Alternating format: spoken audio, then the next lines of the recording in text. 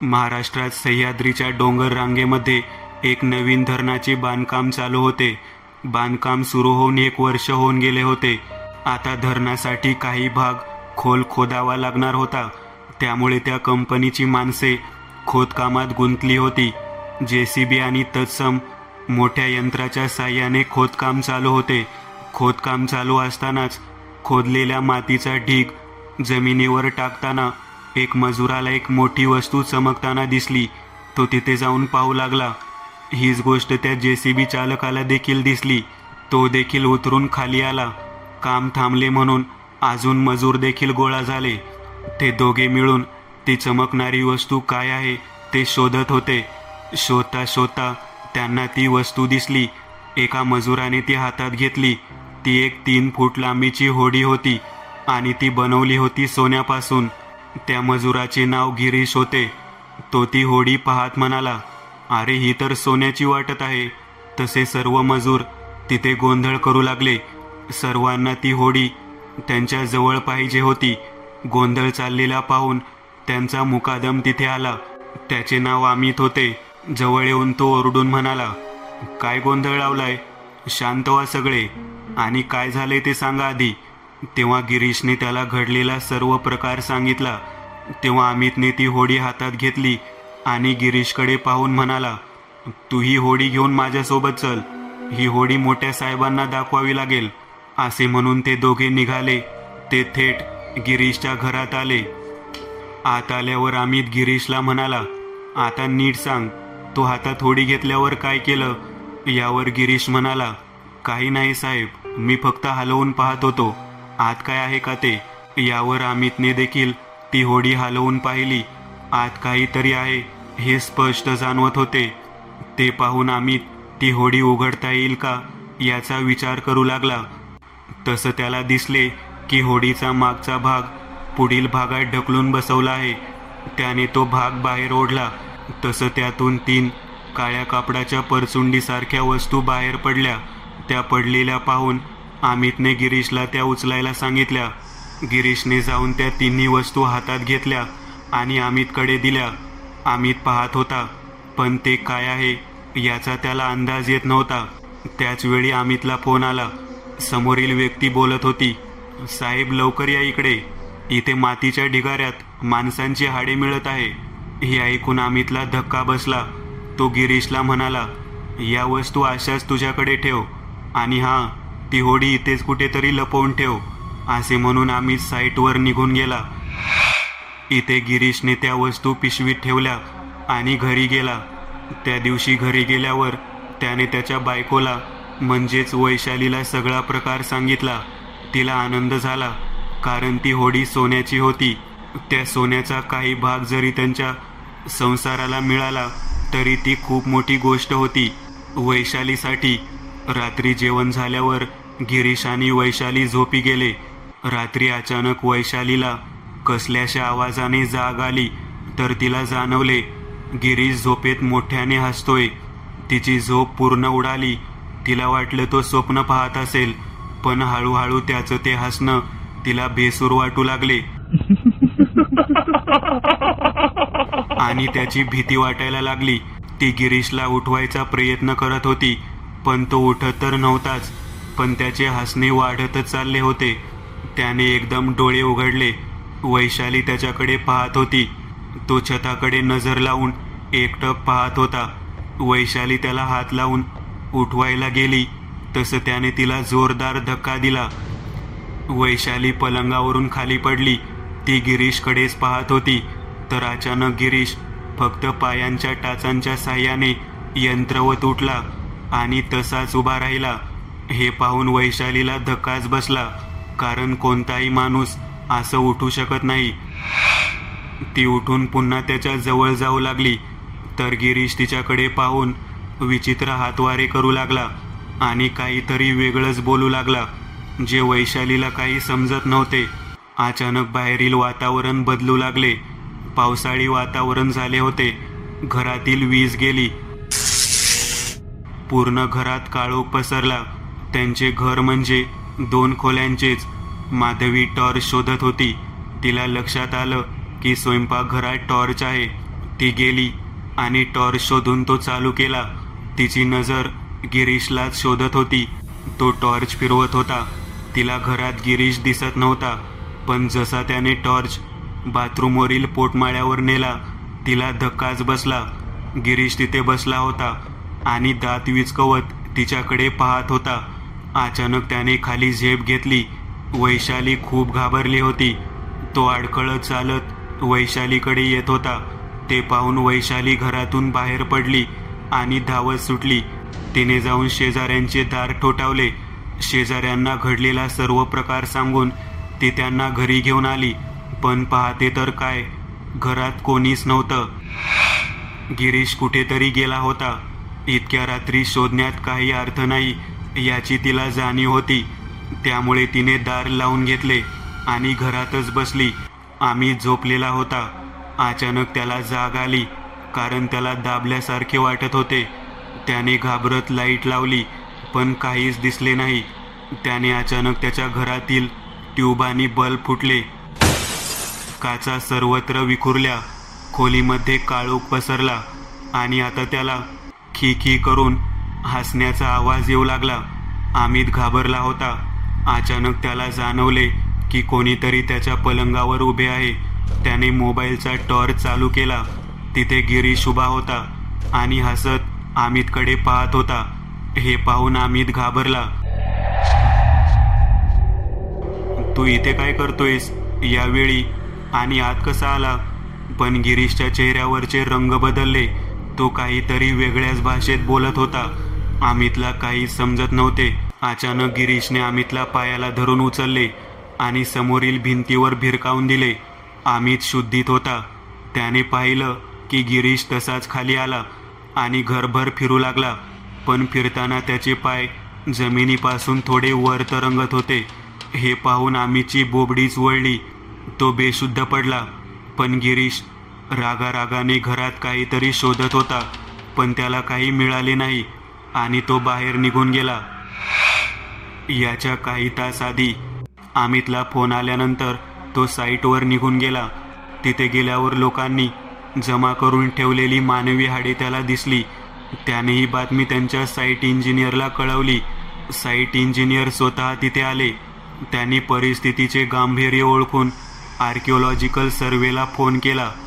काही वेळातच आर्किओलॉजीची टीम तिथे आली. त्यांनी त्या हाडांचा ताबा घेतला आणि इतर मजुरांसोबत चौकशीला सुरुवात केली. तेव्हा त्या मजुरांकडून त्यांना त्या सोन्याच्या होडीबद्दल कळले आणि हे देखील कळले की ती होडी अमितकडे आहे. त्यानंतर मग त्यांनी अमितकडे चौकशी सुरू केली. त्यावेळी ती होडी त्यांना देण्याशिवाय अमितकडे काही पर्याय नव्हता. मग ते लोक ती होडी घेऊन गेले. त्या रात्री गिरीश पुन्हा घरी आला, पण तो खूप चिडलेला होता. आत वैशाली झोपली होती. गिरीशची अवस्था अशी झाली होती की त्याला देखील कळत नव्हते. घरात आल्यावर तो आरडाओरडा करू लागला. त्याचा आवाज ऐकून शेजारील लोक जमा झाले. ते लोक त्याला सावरायला जवळ गेले, पण त्याच्या अंगात प्रचंड ताकद आलेली. 8 लोकांना देखील तो आवरत नव्हता. अनेक प्रयत्न करून पण तो शांत होत नव्हता. देवाचा अंगारा लावला. सर्व प्रयत्न करून झाले, पण गिरीश अधिकच आक्रमक होत होता. पण जसा सूर्योदय झाला तसा तो शांत झाला. वैशाली तर पूर्ण हातबल झालेली, एकसारखी रडत होती ती. हा सर्व प्रकार पाहून वैशालीच्या शेजारील काकू तिला बोलल्या, हा प्रकार साधा नाहीये, काहीतरी बाहेरची बाधा झालीये गिरीशला. यावर वैशाली म्हणाली, पण काकू, हे आले तेव्हा खूप शांत होते. रात्री अचानक हे सुरू झालं. मला नाही कळते आता काय करू. यावर त्या शेजारील काकू म्हणाल्या, असे प्रकार जे समजू शकतात आणि त्याचं समाधानही देऊ शकतात, अशा एका गृहस्थांबद्दल ऐकलंय मी. त्यांचं नाव एकदंत. ते काहीतरी मदत करू शकतील बघ आपली. यावर वैशाली म्हणाली, ठीक आहे, तुम्ही मला त्यांचा पत्ता द्या. मी भेटते जाऊन त्यांना आजच. आणि गिरीशची काळजी घ्या. मी येते जाऊन तोपर्यंत. असं म्हणून वैशाली लगेच एकदंत यांच्याकडे निघाली. काही वेळातच ती त्यांच्या बंगल्यावर पोहोचली. सकाळची वेळ होती, त्यामुळे तिला धाकधूक होती की एकदंत तिचं ऐकून घेतील की नाही. पण जशी ती बंगल्याच्या आवारात आली तिला बागेमध्ये एकदंत दिसले आणि तिने त्यांनाच विचारले की एकदंत यांना भेटायचे आहे. हे ऐकून एकदंत हसत म्हणाले, बोला, मीच एकदंत आहे. सर्वसामान्य कपड्यात असलेल्या एकदंत यांना पाहून कोणीही अनोळखी व्यक्ती आश्चर्यचकित होत असे. तसेच वैशालीचं झालं. पण एकदंतच तिला पुन्हा म्हणाले, आपण आत जाऊयात आणि शांतपणे बोलूयात. ते दोघे आत आले आणि मग तिला पुन्हा म्हणाले, हां, आता नीट सांगा काय काम काढलं. यावर वैशालीने त्या रात्री गिरीश कसा वागला हे सर्व एकदंत यांना सांगितले. हे सगळं ऐकून एकदंत थोडा वेळ शांत झाले आणि मग बोलले, मला हा प्रकार एका शक्तीचा वाटतोय, पण ती वाईट नाही असं जाणवतंय. पण या गोष्टीच्या मुळाशी गेल्याशिवाय खरा प्रकार समजणार नाही. मी आता तुमच्या घरी येतो, तिथे गिरीशला पाहतो, मग बोलूयात काय आहे ते. एकदंत त्याच्या जवळ गेले, काही वेळ त्याला पाहिले, मग म्हणाले, वैशाली, तू म्हणाली होतीस की गिरीश येताना काहीतरी घेऊन आला होता पिशवीमध्ये. ती पिशवी कुठे? वैशालीने एकदंत यांना ती पिशवी दिली. एकदंत यांनी ती उघडली. त्यांनी त्या वस्तूंना हात न लावता तशाच पाहिल्या. त्यांना मोठा धक्का बसला. ते म्हणाले, हे प्रकरण वाटतं तितकं सोपं नाहीये. जर का माझा अंदाज खरा असेल तर आपल्याला खूप मोठ्या दिव्यातून जावं लागणार आहे. हे ऐकून वैशालीचा चेहराच पडला. तिने विचारलं, नक्की काय म्हणायचंय तुम्हाला? यावर एकदंत म्हणाले, मी या वस्तू माझ्यासोबत घेऊन जातो. त्या काय आहेत हे नीट पाहावं लागेल. दुपारपर्यंत मी पुन्हा तुला फोन करेल. असे म्हणून एकदंत तिथून निघाले. बाहेर पडताना त्यांनी त्यांच्या ओळखीच्या माणसाला म्हणजेच अतुलला फोन केला आणि त्यांना बंगल्यावर बोलावून घेतले. अतुल हे 60च्या आसपास वय असलेले गृहस्थ होते. त्यांनी बरीच वर्ष निरनिराळ्या कबरी, थडगे, जुन्या परंपरा याचा अभ्यास करण्यात घालवली होती. एकदंत यांना त्यांची मदत घ्यावी लागणार होती, कारण जी शक्यता त्यांना होती त्याचे उत्तर कदाचित अतुल यांच्याकडे होते. त्यानंतर एकदंत गिरीश ज्या साईटवर काम करत होता तिथे गेले. तेथील लोकांसोबत त्यांनी चर्चा केली. तेव्हा त्यांना त्या सोन्याच्या होडीबद्दल कळले. त्यामुळे त्यानंतर एकदंत अमितला भेटायला गेले. अमित त्याच्या घरीच होता. तो शुद्धीत आलेला. एकदंत यांना अचानक पाहून तो थोडा दचकला, पण एकदंत यांनी त्याला नेहमीच्या पद्धतीने सावरले आणि बोलते केले. अमितने देखील घडलेला सगळा प्रकार त्यांना सांगितला. होडीमधून त्या पुरचंड्यासारख्या वस्तू मिळणं, नंतर रात्री त्याला गिरीशने दिलेला त्रास, गिरीश करत असलेली शोधाशोध, सगळं. यावर एकदंत म्हणाले, तू आता कुठे बाहेर जाऊ नको, इथेच बस. काही लागलं तर मी तुला फोन करेल. असं बोलून एकदंत त्यांच्या बंगल्यावर परत आले. त्यानंतर तासाभरात अतुल एकदंत यांच्याकडे आले. थोडेसे औपचारिक संभाषण झाल्यावर एकदंत यांनी हात न लावता त्या तिन्ही वस्तू अतुल यांच्या समोर ठेवल्या आणि म्हणाले, हे बघा अतुल, याला स्पर्श करू नका, कारण मला वाटतं हे काहीतरी वेगळं आहे. पण या गोष्टी काय आहेत हे तुम्ही सांगूच शकता. अतुल देखील त्या गोष्टी पाहून आश्चर्यचकित झाले आणि म्हणाले, हे तुम्हाला कुठून मिळाले? हे जतन केलेले शरीराचे अंतर्गत भाग आहेत. पहिला यकृत, दुसरं फुफ्फुसे आणि तिसरं जे जास्त धक्कादायक आहे, हृदय. यावर एकदंत म्हणाले, म्हणजे नक्की काय म्हणायचंय तुम्हाला? यासारखीच पद्धत तर इजिप्तमध्ये ममी बनवायची होती ना, आणि त्या लोकांना इथं सह्याद्रीत मिळालं आहे, आणि इथे मी मम्मी वगैरे काही नाही मिळाली. हां, मानवी हाडके मात्र मिळाली. यावर अतुल म्हणाले, 5000 वर्षांपूर्वी अशा प्रकारची एक संस्कृती कदाचित होती. इथल्या डोंगराळ भागात त्यांना कुबेदा म्हणत असे. त्यांच्या आणि इजिप्तच्या लोकांच्या संस्कृतीमध्ये काही बाबतीत समानता होती, पण सर्वच नाही.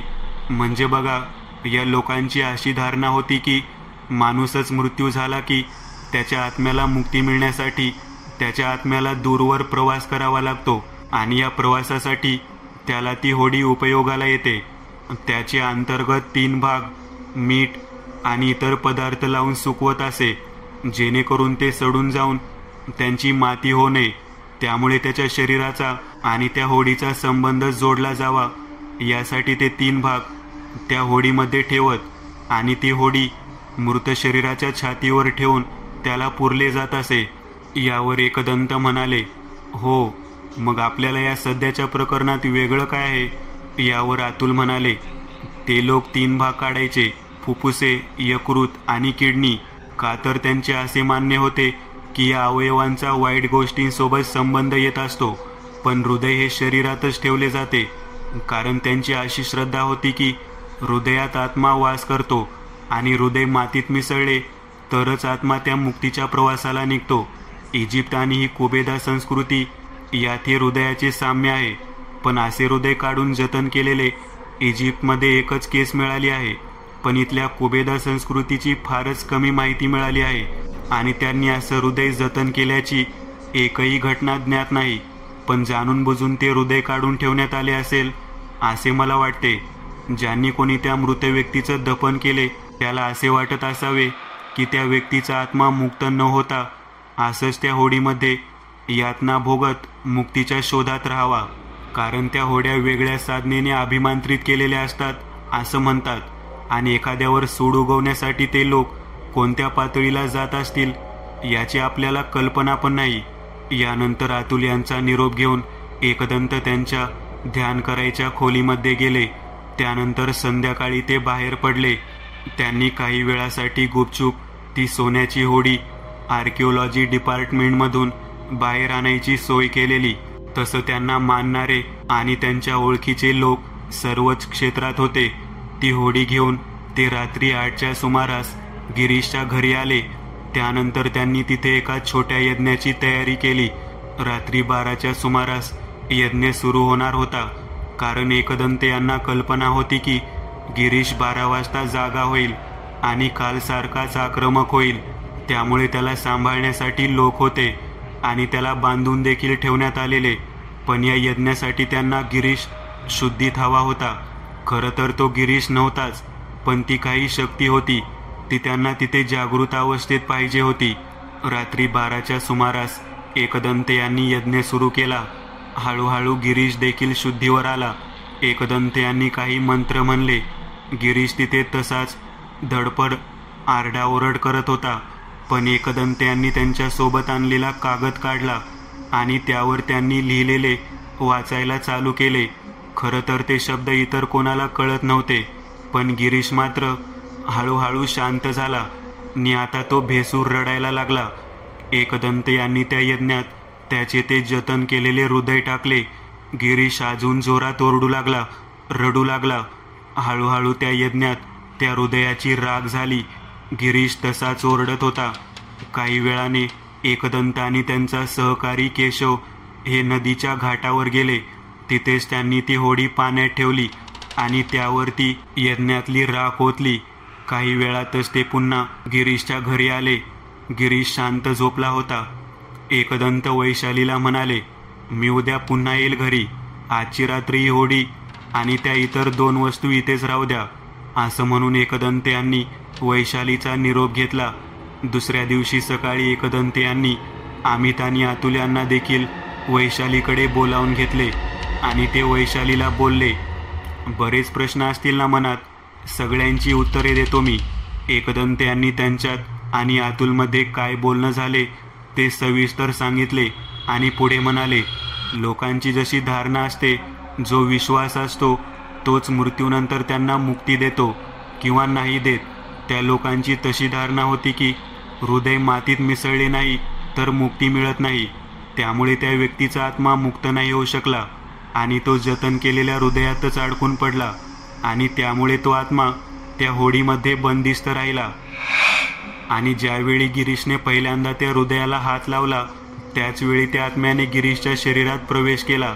पण हजारो वर्ष बंदिस्त राहिल्याने त्याला मानवी शरीर, बाहेरील जग याची कल्पना नव्हती. जेव्हा त्याने गिरीशच्या शरीरात प्रवेश केला तेव्हा तो आत्मा देखील हे शरीर सांभाळू शकत नव्हता. खरं तर त्या आत्म्याचा कोणाला त्रास देण्याचा हेतू नव्हता, म्हणून तुम्ही सगळे वाचलात. त्या आत्म्याला मुक्ती पाहिजे होती फक्त, आणि त्याचसाठी तो त्या होडीच्या शोधात अमित तुझ्या घरी पण आला होता, कारण त्या हृदयाला तू देखील स्पर्श केलेला. तो साधत असलेला संवाद कोणालाच कळत नव्हता. त्यामुळे तो असा आक्रमक होत होता. पण काल मी अतुलकडून त्यांच्या भाषेतील काही ओळी मराठीत लिहून घेतल्या आणि त्याद्वारे मी त्याच्याशी बोललो, त्यामुळे तो शांत झाला. त्यानंतर अतुल म्हणाले, मी त्या होडीवरची लिपी वाचली आहे. त्यातून असं कळतंय की ज्याला गाडले गेले तो एका तांड्याचा राजा होता आणि त्याला युद्धात पराभव पत्करावा लागला आणि तो मारला गेला. तेव्हा दुसऱ्या राजाने रागापोटी त्याचा आत्म्याचा छळ व्हावा म्हणून ही योजना केलेली दिसते. तिथे जे काही हाडके मिळाली ती कदाचित त्याच राजाची असतील, कारण ते लोक फक्त शरीराचे 3 भाग जतन करायचे, शरीर नाही.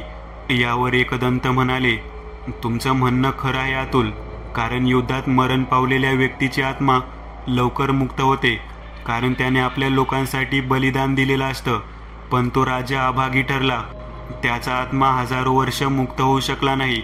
पण आता आपण त्याला मुक्ती दिलेली आहे, त्याच्यामुळे आता तुम्हाला काही धोका नाही. आणि यावरून एक गोष्ट कळते, सर्वच आत्मे वाईट नसतात. काही नियतीच्या फेऱ्यात अडकून मुक्तीपासून वंचित राहतात. यावर अतुल म्हणाले, आता ही होडी आणि ते उरलेले 2 अवयव ऐतिहासिक ठेवा म्हणून जतन केले जातील. मग एकदंत म्हणाले, हो, आता त्यापासून आपल्याला किंवा इतर कोणाला काही धोका नाही. तो राजा त्याच्या मुक्तीच्या प्रवासाला गेला. तुम्ही आता कसलीही काळजी करू नका.